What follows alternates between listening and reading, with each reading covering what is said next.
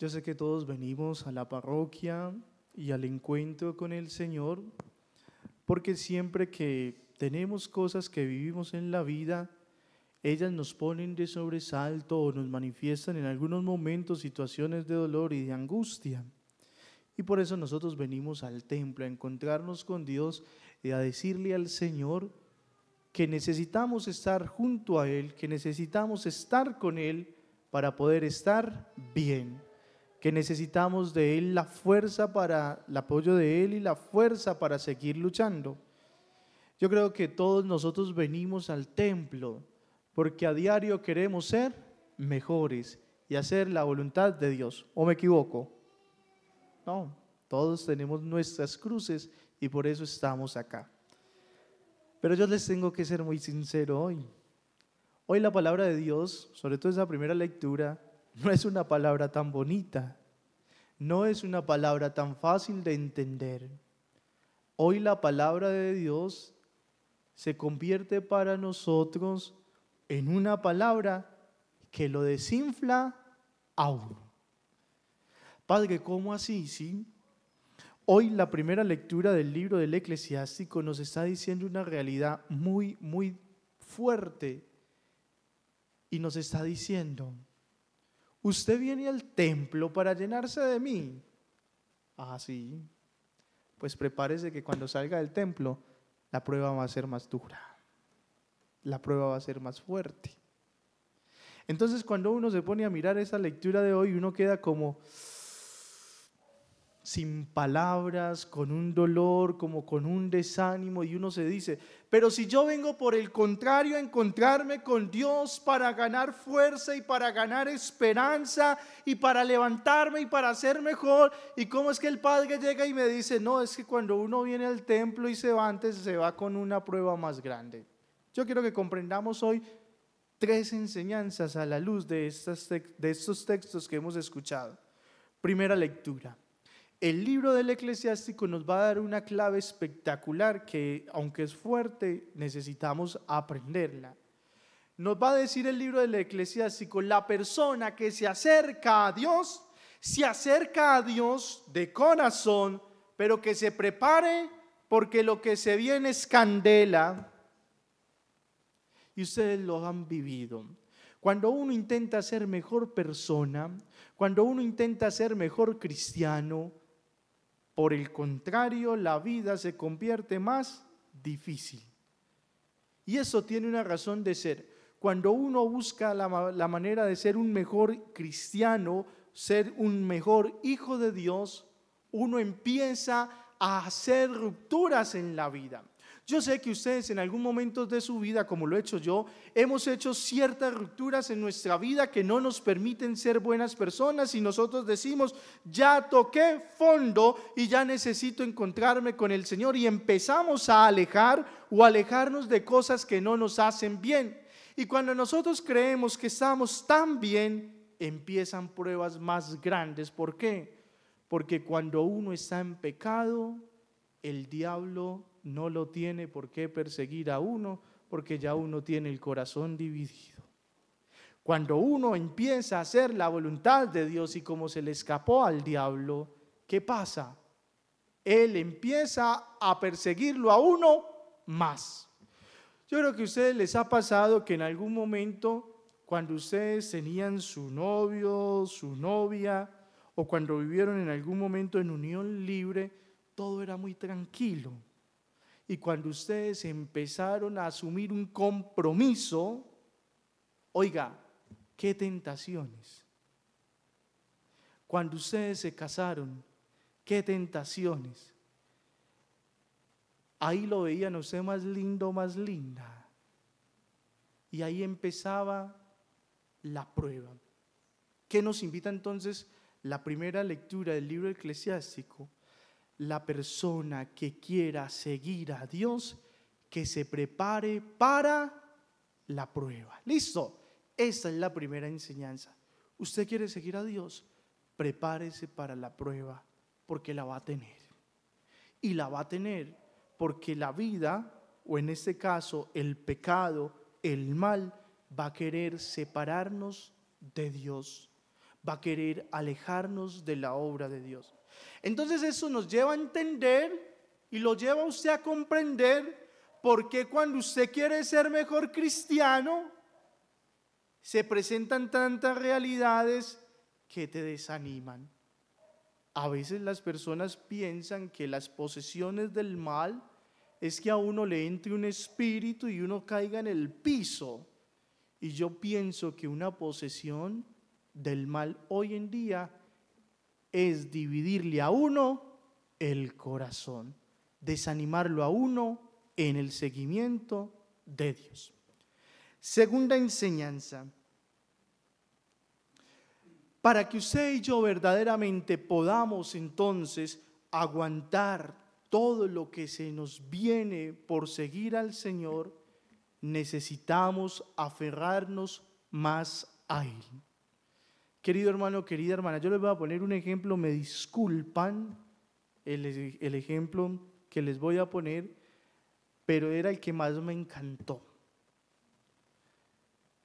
Todos nosotros conocemos a alguien con una mascota. Muchos de ustedes tienen mascotas. Y ustedes han visto que las mascoticas, sobre todo, escúchelo ahí algo, incluso en algún momento las mascoticas les dan animalitos, bichitos. Y ustedes han visto que hay un bichito que se aferra mucho a ellas. ¿Cuál es? Así tenés que ser con Dios. Padre, ¿cómo así? Como una garrapata, así. Tenés que aferrarte tanto a Dios que nadie te arranque de Él. Tenés que estar tan aferrado a Dios que, mire, usted ha visto que la garrapatica cuando sale deja una herida, deja sangre en el perrito. Así te tenés que aferrar a Dios. Pero les digo, perdónenme en el ejemplo, pero es el que más me encantó. Tenemos que aferrarnos tanto a Dios para que nada ni nadie nos haga sucumbir en la prueba. Miren, la prueba no es una, la prueba es todos los días, la prueba es en todo momento, la prueba es descubrir que el esposo hoy se levantó de mal genio y empezó a alegar y a echar cantaleta, y entonces uno empieza a pelear con él. La prueba es con el hijo que hoy se levantó, no tendió la cama y entonces como buena mamá está regañando ahí y se pierde la paz. Padre, es que este muchacho me dañó la comunión. No, la prueba es todos los días. Y la prueba más grande que nosotros tenemos todos los días, ¿cuál es? La de querer hacer nuestra propia vida y no la de Dios. Esa es la prueba más grande, el querer nosotros salir de nuestras casas y pensar que todo lo hacemos bien, que todo lo controlamos. Y es ahí entonces donde empezamos a alejarnos. Querido hermano, querida hermana, aférrese mucho a Dios.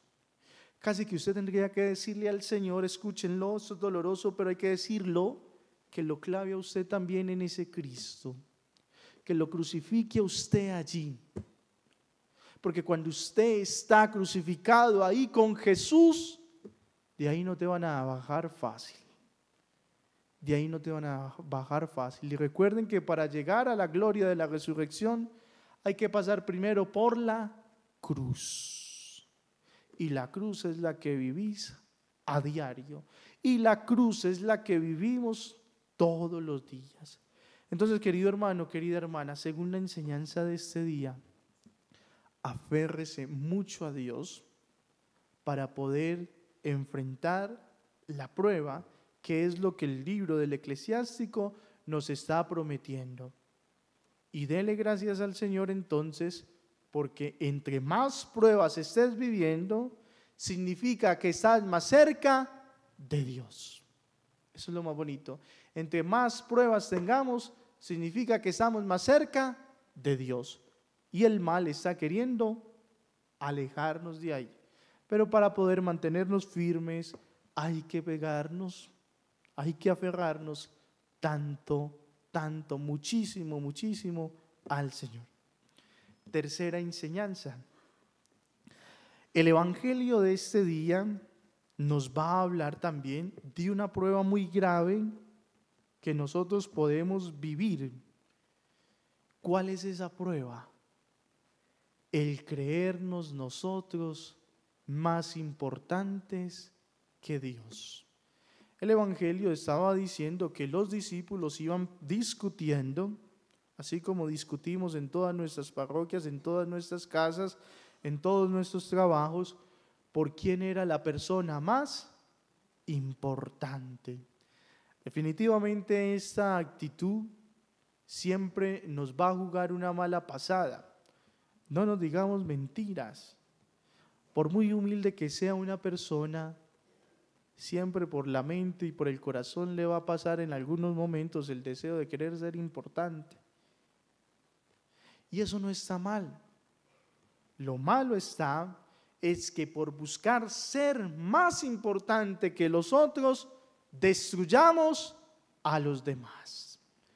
¿Cuál era el problema de los discípulos en este momento?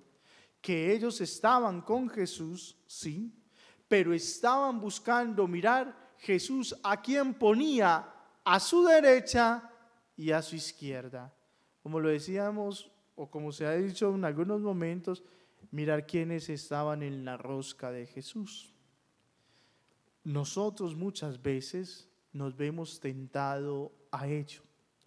¿Cuántas veces usted en este mundo se ve sumergido en la prueba de quererse ver como el más importante, y por quererse ver como el más importante te has olvidado de papá, de mamá, del hermano, de los hijos y lo peor, te has olvidado de Dios y de ti mismo? ¿Cuántas veces nosotros, por querer mostrarnos como los más sabios, estamos viviendo en esta vida olvidándonos de los demás y simplemente pensando en nuestro beneficio propio? Qué bonito entonces, y concluyamos en este mediodía con esto. Querido hermano, querida hermana, hay que pedirle a Dios la gracia de la sabiduría. Ser sabio, que significa saber vivir, para enfrentar lo que a diario se nos presenta en la vida, pero para tener la capacidad de estar unidos a Dios, para que nada ni nadie nos hunda, nos pisotee o nos lleve a creernos cosas que no son necesarias e importantes. Que la Santísima Virgen María, aquella mujer que vivió desde la humildad y el servicio, impregne nuestro corazón del amor, de la entrega y del servicio a su Hijo Jesucristo. Amén.